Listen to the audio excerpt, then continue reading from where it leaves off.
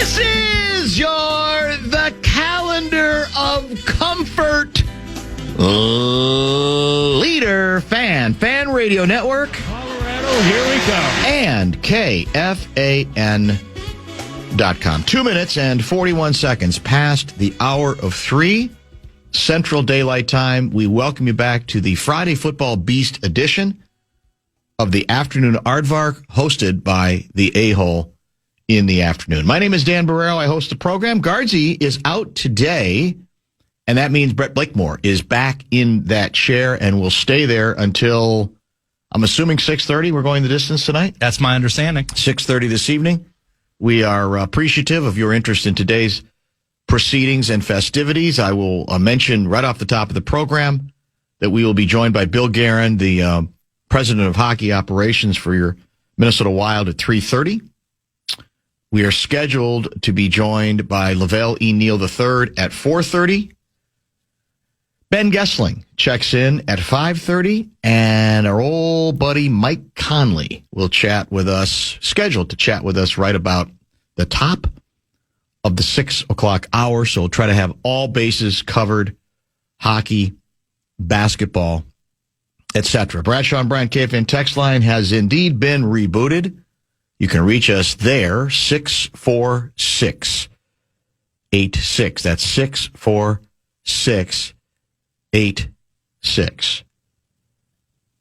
I am already a bit perplexed to find that the inbox, I guess I should say the text line, has a text registering a major complaint about the Minnesota Wild power play. And I'm not here to necessarily disagree with that. But shouldn't last night be a red letter day on the calendar of comfort? Not calamity, comfort. I'll explain in a minute why I use that particular term, not the least of which is alliteration. But my God, some of you out there, and they call me negative, and this is one of our regulars, Dr. Mike. Dr. Mike, what's happened to you? Were you not at all comforted by what took place last night at the arena formerly known as the X and at Target Center? Does Dr. Mike not understand the implications of what transpired last night and why, above all, we must savor it, celebrate it, and yes, be comforted by it?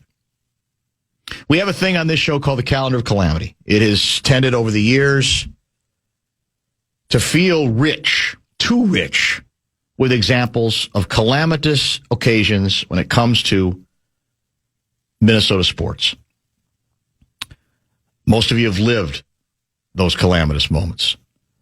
Some of you may be too young to have lived some of those, but you have become aware of them and you've had your own. Well, I'm not sure calendar of comfort is a direct opposite or antonym to the calendar of calamity. But for some reason, I think it's the right word for what took place last night, downtown St. Paul and downtown Minneapolis. There has to be, sure, celebration. Well, except for those still bothered by the power play. But I like to think that part of it, what we're really searching for, is the comfort of thinking that our hearts are not always going to be broken, that indeed the investment, the emotional investment we make in our favorite franchise will eventually or can sometimes be rewarded. Now, there were no championships won last night. We're well aware of that. We're grading on a very generous curve right now, but part of that is out of necessity. Most of you know by now. We certainly spent plenty of time talking about it leading up to last night during the entire week. that the hockey and basketball teams, men's basketball and the hockey teams in this town have not, in the same playoff season, both gotten out of the first round. We have made history that would be received with a yawn in some metro areas, including, I'm guessing, Boston, for example, and Philly and several others. But I have to tell you that as I'm watching it play out live, I'm at Target Center, and as I am following via largely Russo Radio developments in the Wild game in St. Paul. And I am also observing, listening to the fans around me respond in real time to what's taking place here, or I should say there, as in Minneapolis, where I was. And eventually, exactly like we asked on yesterday's program, I got a taste of what it looked like inside the arena formerly known as the X, as video was offered up on the big scoreboard at Target Center with sound from the TV call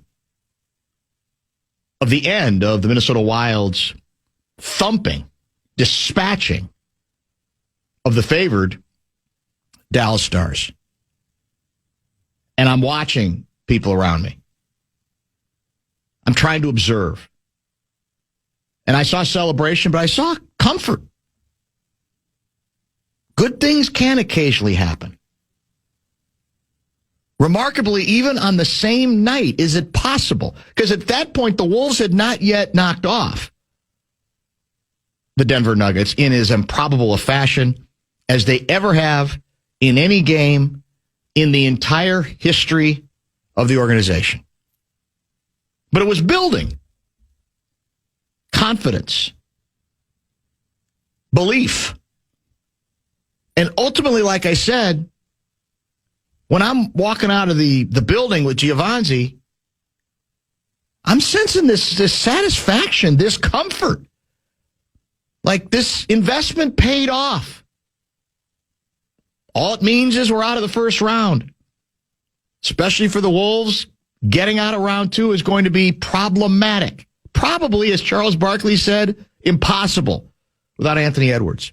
But if you isolated the night, which you have to be able to do in the sports sense, you give yourself a minute, because eventually you're going to get home, you're going to wake up in the morning and go, Jesus, what are the odds they could actually beat the Spurs? Or, how tough is it going to be for the Wild to knock off the Lanch? But in the world of sports, I think to get that sense of comfort and enjoyment, you do have to try to live in the moment, right? A little bit. And not worry about the power play, even if that's a problem. And that eventually might bite them in the butt. You have to take a minute. Even Danny Downer, I think, understands that much. And that's what I felt last night in both locations. Now, again, I wasn't at both, but I got a taste of what was going on in the hockey game. And I got a firsthand sense of what was going on in the basketball game. And I don't know, were you at the arena formerly known as the X, Brett Blakemore? I was not, unfortunately. I wish I was. Yeah, well, because, and maybe some people could speak to this, I don't know if the pattern was the same in both venues to this extent. Because I know what the pattern was inside Target Center. The people I could tell early, especially when Denver got off to a kind of a quick early lead, was trepidation. It was fear. It was loathing. Understandably, it's like, is this going to be a wasted experiment? Is this even feasible? What we're asking the Wolves to do, is it even possible? And then over a period of time, as the Wolves actually caught up, took the lead, and continued to stay in the game, stay very close to Denver,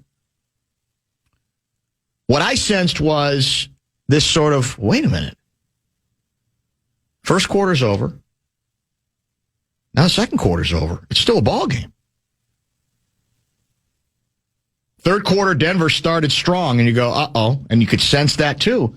But the longer the Wolves stayed in it, it kind of built on itself. It's like, well, maybe the SOBs can pull this off. Maybe it's actually possible. Now, was it like that at the arena formerly known as the X? I'm kind of curious. Or was it more of a straight line of belief that there's no reason we can't win this game?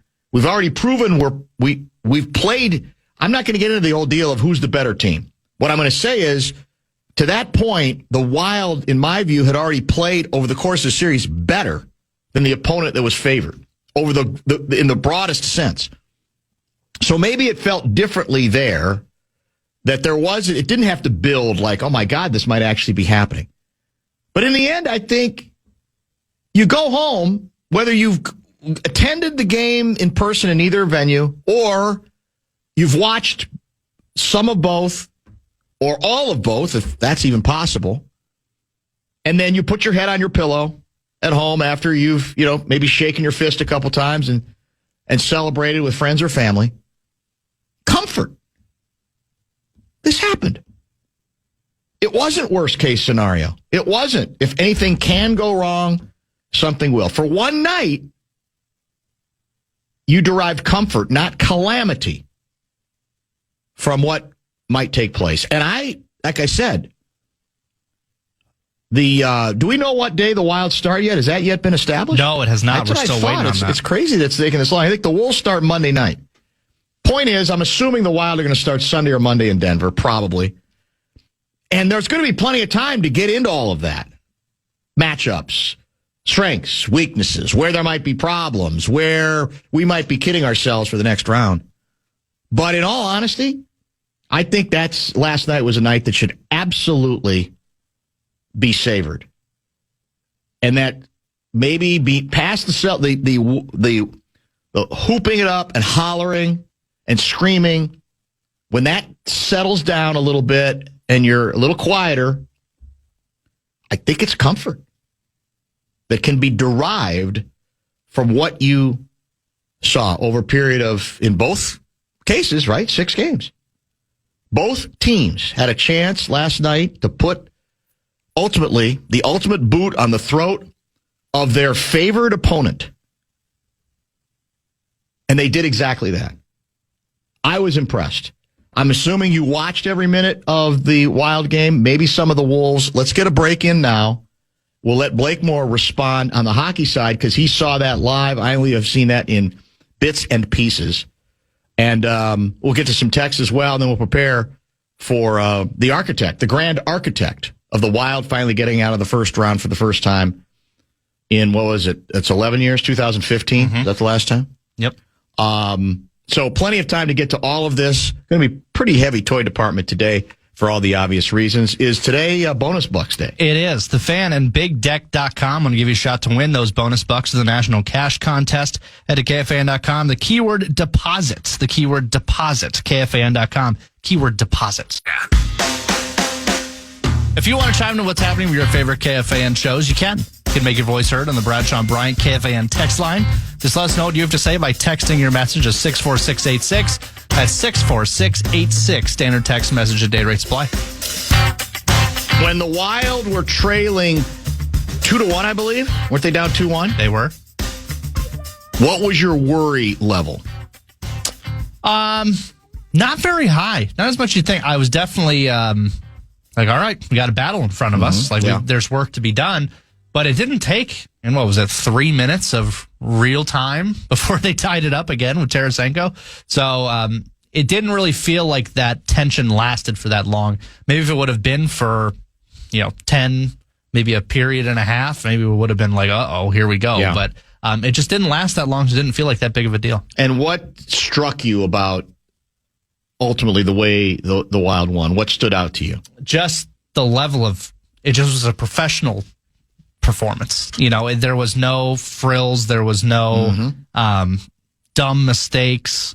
Were there missed opportunities? Sure. But there weren't any penalties. So I was like, oh. Were you in the group that said we had a golden opportunity to go up 2-0, right? Was it Foligno? It was.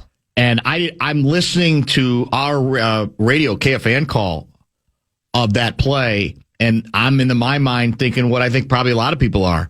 We're going to remember this because it should be a 2-goal lead, and it's not going to be a 2-goal lead. It's going to be a 1-goal lead. Did you have that thought at all at the time? I mean, it was definitely a wide open net. Yeah. And had Marcus just shot it. What happened? Did he get did he lose control of the puck or something? Because he went backhand. Correct? Yes. So he's coming down the left side of our Ottinger's right side, Foligno's left side. And it's a sprawling Ottinger just trying to get back to their side. And a lot of times if the goalie is sliding one way, if you go across the grain again, that really fools them. Well, not if they're nowhere in the zip code of the other post. So I just don't think Marcus picked his head up at that particular time and just thought, here's what I'm going to do no matter what. Well, he ended up going to the backhand and skating right into said diving Ottinger, and it didn't work out well for anyone. But the good news is I didn't feel like that's it. That's our At no point during that game did I think, here we go again, which is shocking because that's typically what we do in this town. But even after that chance. I'm assuming that speaks to what you've seen to say, well, this team feels different. Therefore, I'm not going to assume that because it always goes the wrong way, that it goes the wrong way. And again, it's a long way from here to there, meaning, building a statue for Billy Guerin after they win the Cup. Somebody is already asking for, wanting me to ask Guerin what he wants the statue to be made of. That does sound a bit premature, but I might try to go on by asking whether he wants the statue to be in bronze or a copper nickel finish. I'm sure he'll love that. That's going to be a lot of fun, yeah, for sure. Let me get to some texts here. A bunch of good ones early. 612 guy writes, Dan, don't forget the Twins won also. I am forgetting the Twins won also deliberately. And let me just say this as clearly as I can. If part of your bit about what took place last night includes the Twins winning a meaningless regular season game in a meaningless season, you're out. You're on double secret probation as far as the Bumper to Bumper program believes or thinks. I mean, come on, man. Come on.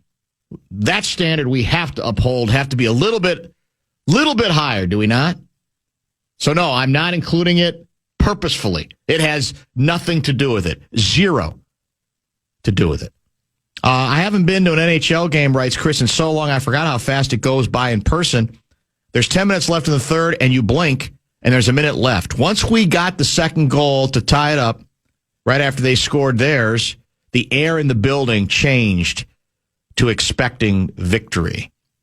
320 guy, there was a similar sense of fear and loathing at the Wild game. We completely outplayed them in the first period, but we only had a 1-0 lead. There was a feeling of trepidation due to the fact that when the Stars went up 2-1, the atmosphere did indeed get tense. So they both seem to agree that was the tough part.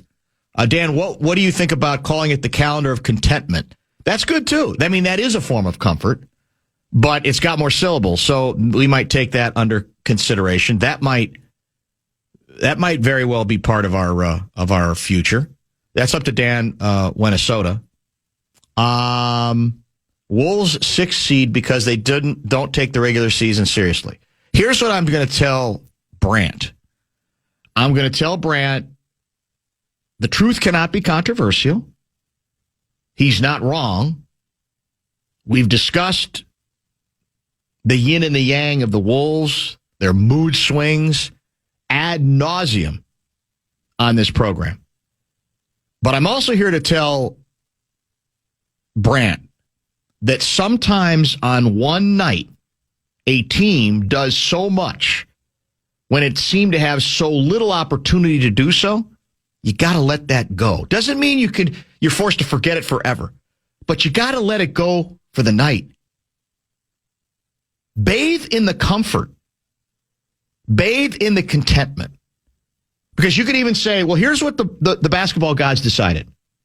You guys play around with your food so much that I'm going to punish you by knocking out your 3 top backcourt players. None of them are going to be available. None.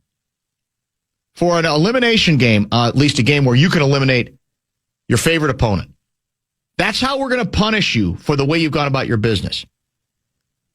wouldn't those guys have to say at the end of last night's game, well, they handled it. We tried to doom them. We tried to punish them for their sins. You got to let them off the mat for the night. When you turn that situation, that crisis, into, in my own opinion, as a guy who's literally been here as long as the Wolves have been here, even longer, the single guttiest victory in franchise history. I firmly believe that. They played bigger games. It's a first round. But when you factor in who they were missing and who they were playing against, you out of your mind? So we're not ever going to forget those facts. We even talked about them as recently as yesterday. That if you're Tim Conley, you got to be after the fact, after the contentment period, depending on how this goes, next series and beyond, you got to be very sober and objective and detached in how you decide to go forward, and whether the fact that they did play with their food again through much of the regular season is enough for you to say, I still have to make some changes. But last night, come on, man. Or even this morning, or even right now, you should still be bathing in contentment and comfort on the basis of what they pulled off. I'm still stunned by it, to be quite honest with you. But it followed exactly how we said it had to. The only chance we gave them was guarding. And their two preeminent defensive players, Rudy Gobert and Jaden McDaniels, guarded the you-know-what out of Denver's two best players. And as it is, Joker did end up with respectable numbers, but it was a battle for him. He was harassed. Meanwhile, Jamal didn't show. But I don't think it's as simple as he didn't show going 4 for 17. I think Jaden had a lot to do with that as well. So there'll be plenty of time to get back to that other stuff. But bathing in the current comfort should be allowed for another day or two. Bill Guerin, I'm guessing, will allow himself to celebrate, at least for a day or two, what his Wild team finally did, get over the quote-unquote hump. He loved that quote with Russo every year. The Wild would lose in the first round, and then they'd have their little back and forth. I might have even had a couple of back and forths with Guerin to that extent. No need, because the Wild have indeed finally slayed at least that dragon. We'll get Bill Guerin's reaction to it, and we will indeed, with him, look ahead to round number 2. Maybe he'll even break the news on when that series will start and when it'll come back to Minnesota. Mr. Guerin coming up. A centering pass stolen. Boldy, the empty net again. He scores! Why not? Boldy seals the deal. In Game 6, the Wild have a 5-2 lead, and they're going to move on to the second round.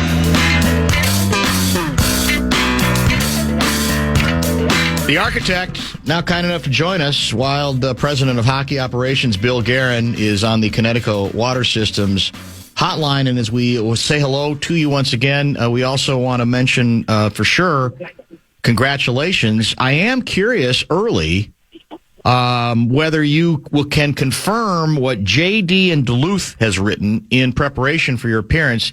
He writes, one of my favorite parts of the night was Billy G's complete deadpan reaction as time ran out in the Wild clincher. Same exact look I would have expected if the Stars had swept us in 4 straight. Guy's got a vision, and he is 100% locked in on it. Is that accurate? Were you deadpan at the end of last night's game? I was. I think when we got the last empty netter. Yeah.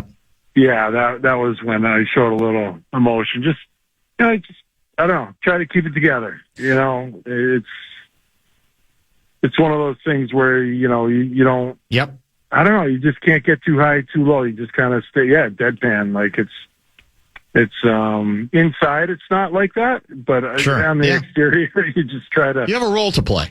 Yes. Yeah, remain calm. Yeah. All as well. Well, let me ask you a question. You've been asked a million times. We've all had fun with the "get over the hump" quote that was like becoming part of your traditional post first round knockout press conference. A lot of the people, a lot of the players have nothing to do with how long this streak went on. Certainly when it began.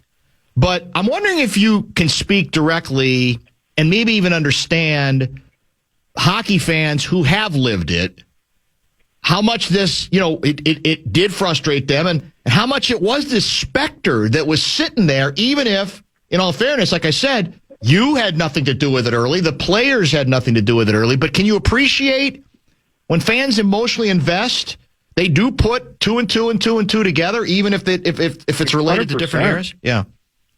Yes. Oh, absolutely. Like I completely understand it. I don't. And I guess for me, like, after a while, it becomes like part of your what you are.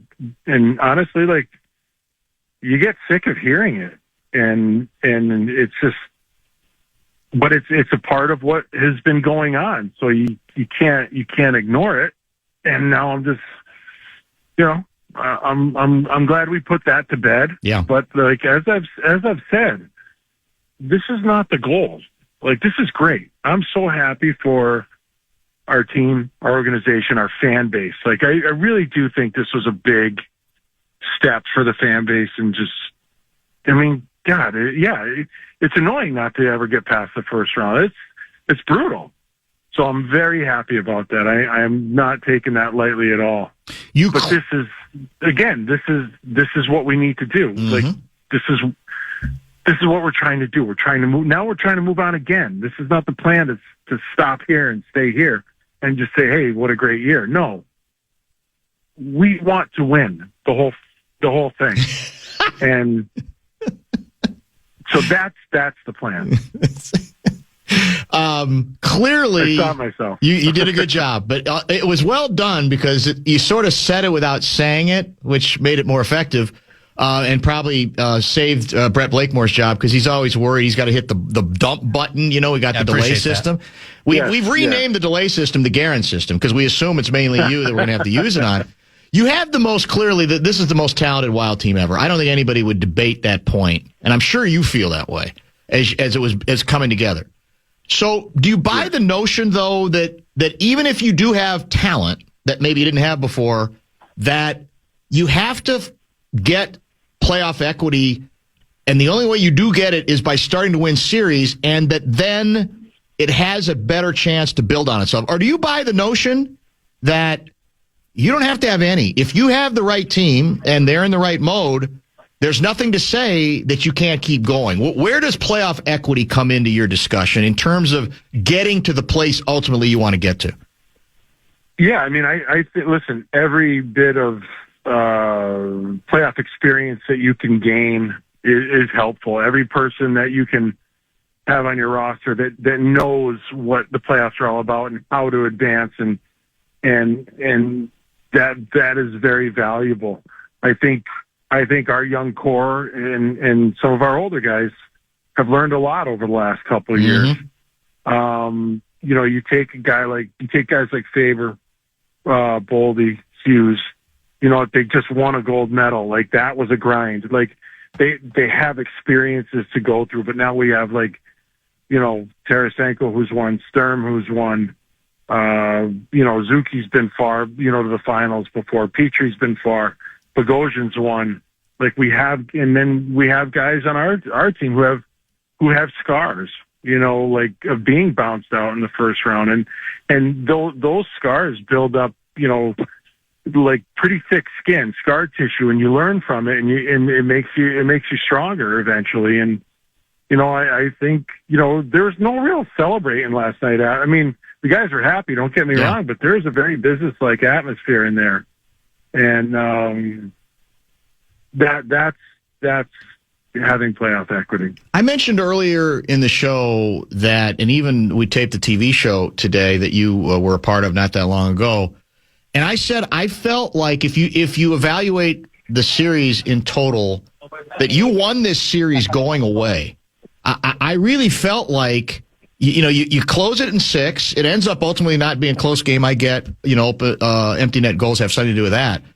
But I came away from this. It's that old question in hockey.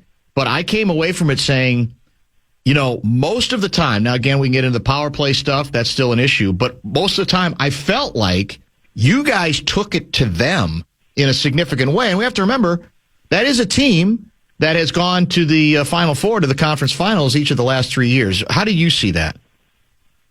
Yeah, I thought we played really well. I thought, as long as the game stayed 5-on-5, that we had a really good chance. And we played extremely well. I thought as long as it stayed 5-on-5, we were in a really good spot.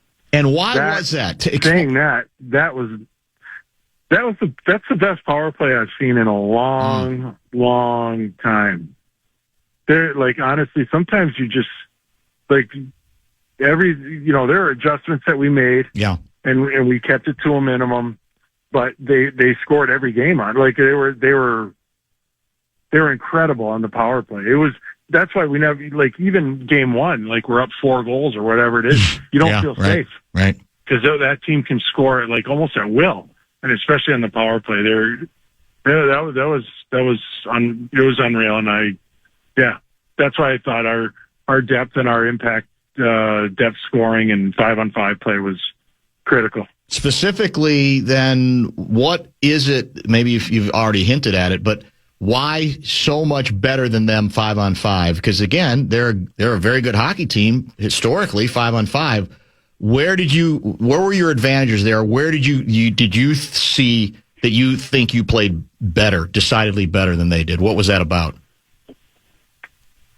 And look, both teams had their moments, right? And their momentum swings. And I just felt as the series went along,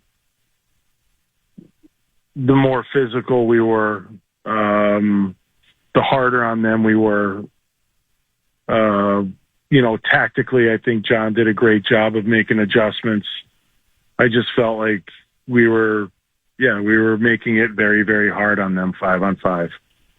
The goaltender decision obviously worked out. I'm hoping you can evaluate a little bit what you saw. And I'm hoping now that you've won the first round, and I know it's not just about the first round, but that's where we are here. So that series is over. I'm hoping you will come clean and admit something you refused to the last time you were on these airwaves, that you guys changed your mind about who was going to start game 1. Well, you know what? No, I think for a while there, it was obvious that it was Gus. And then, for a couple days, I guess, or a week, we had to start thinking about Wally. So it wasn't, I guess if you just look at it from, body of work the whole season, you'd be like, yeah, of course, Gus. But then as kind of time started winding down, Wally started playing really well.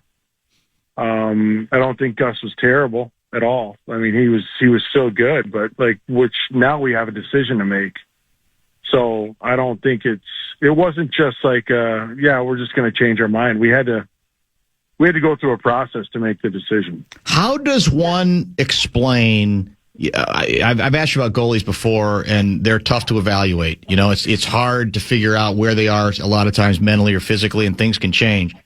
But how, as you look back on it now, how do we get from the young phenom, highly regarded, who struggled last year, to the guy who is, at least to this point, put himself in a position where he did make a decision tough for you? He ends up being the starting goaltender in Series 1 with all the pressure associated with that and performing as well as he does. How does he come out of what he seemed to be at as a goalie to where he has come to right now? Yeah, that's a good question. I don't really know, but sometimes, I mean, honestly, even just in life, like you have a child that is immature and doesn't get it, and then all of a sudden, click, boom, they're a different kid, and they're getting it more, and they're, and they become an adult. I think it's kind of the same way with players, and maybe with Wally this time, like you struggle, but then boom, you get it, and it clicks, and you're like, oh, okay, here's how I can be here. But I also think he's got the DNA to where he has got incredible confidence and swagger, and that definitely helps him. Is there anything to the Diet Coke story? We had Wes Walls on, I think, midweek, and we were talking about him, and he said that growing up or earlier in his career, part of his whole deal was he drank 12 Diet Cokes a day, and that he had to be convinced that just wasn't the way to go. You're not really putting your body in the best position physically to maybe be the best you could be. I knew nothing about the Diet Coke story. Is that true? Yeah, I can't recall the Diet Coke story. I know there were dietary issues. Yes, yeah. And first of all, 12 of any soda any day is disgusting. Yeah, and that won't help you become a high-level athlete. But, no, I mean, hey, look, when you're young and things come easy to you, and you don't have to, you burn fat just by waking up in the morning, and then all of a sudden that stops. Yeah, yeah. And you have to watch it. That's tough. It's tough. I mean, shit, I went through that too. See, there's the button. But I went through that too as a young player. Like, having to adjust your diet, what you eat, what you drink, all that stuff, and it's not always the easiest thing. Let's talk about another player who, of course, was key to this thing that you talked about. The stories are legendary at this point. That I think it was after the Stars series in 2023, you have a kind of a come to Jesus moment, it seems, with Boldy, saying, "Look, I think the term was you need a little more bleep you in your game. They can't be just so pretty." And I have to believe you're pleased with the way he has evolved. Can you speak, when you look back on, in your position, evaluating in tough fashion that way, the importance of doing it on the front end, if you're going to give your team and that player a chance to realize his potential, the dangers that might be going into being that direct, and then how he has evolved as a player to the guy you see now so instrumental in this series. Yeah, I don't think there's any other way but being direct.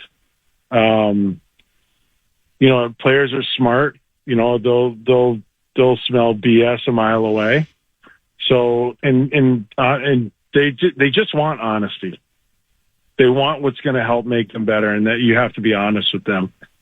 The conversation I had with Matt a couple of years ago was honest and truthful, and it wasn't like a browbeating or anything like that. We were talking, but this is what you need in your game. And I think over time, over a couple playoff struggles, he was great last year. He's been great this year. He went through the Four Nations, which was changed him, and then went through the Olympics, which changed him too. Like, he's become a high level big game performer, and that's because he plays a certain way now, and it's not all about the skill. He's combined the skill and the power and the grit all into one, and that's pretty dangerous when you have a kid like Boldy. Billy, I want to go back to, I think the date was December 12 of 2025 when you made the Hughes trade. A lot written and said about it from the moment it was reported. And I'm curious now, as you look back on it, because I almost felt like part of what you did that day was a bit of a declaration to everybody, to the organization, to fans and maybe even to your own players to say, you guys are good. What I'm seeing is good. I like a lot of what I see, and I'm gonna up the ante here, man. We're spending a lot of assets to get this done, but I'm gonna present to this organization a top of the line difference making player, as if to say, we are serious about this, and I want us to be serious about this right away. Is there any truth to the way I'm putting it? Or how would you say it? Yeah, definitely. I mean, I honestly, I remember having a meeting with our captains when we were struggling early on, and I said, I say, guys, this is the way this works. You tell me what I'm going to do. Mm-hmm. And we were struggling, and if we're going to continue to play like this, then we're going to have to run the business the way we have to run the business. If you show me that you guys are going to play to your capabilities, then I'll help you. And they had that players only meeting, and boy, they turned things around, and it was like they told me, you better help us. Mm-hmm. And I do. I believe in them, and I believed in how they turned things around and how well they were playing. And it again, they want to win. We all want to just win here, and making a move like that and getting Quinn Hughes changed our organization, changed our team, and put us on a different trajectory towards winning. And it was a no-brainer, and I would give the credit to the players for turning the season around like that and telling me we want to do this. How is the Colorado Challenge different from the Dallas Stars Challenge? I don't honestly. It's very similar. I think they have star power. They have superstar power. They have a deep team. They have Dallas has Heiskanen. Colorado's got Makar. Dallas has Rantanen. They've got McKinnon. There's going to be a lot of similarities to it. And we're playing. Bottom line, we're playing another great team, and we're going to have to be at the top of our game. Philosophically speaking, can you speak? The assumption we all have at this point is you're going to continue to start the same goalie because that's sort of the way it works in hockey, I think, most of the time. And then if, let's say, in game 2, he gives up 5 goals or feels like he's off, maybe you got an opening to say, hey, we like our other goalie, so we're going to give him a spot. How long does this go? How do you guys think about this stuff? Or is there all along a thought, no. You just love goalie controversy. Why would you even ask that? Well, no, I'm trying to figure out how if it's even in the thought process of what the other goalie about how you get him or is it literally, hey, if it's going this good, obviously there's nothing to think about or to talk about. There's nothing to think about or talk about. Okay. Just wanted to check. You just love goalie controversy. No. You just try to create. Well, I'm just glad you guys saw the error of your ways when you were ready to start the veteran. I'm kidding. I know. No, listen. You just take look at. We just had a big round 1 victory. We're getting ready for round 2 already. We have faith in all of our players, in both of our goalies. We are so confident in both guys. So whatever way this goes, whatever happens, we're in a really good spot goaltending wise. When is game 1? Not sure yet. Oh, come on, you know. No, I'm serious. We have to see the way. Oh.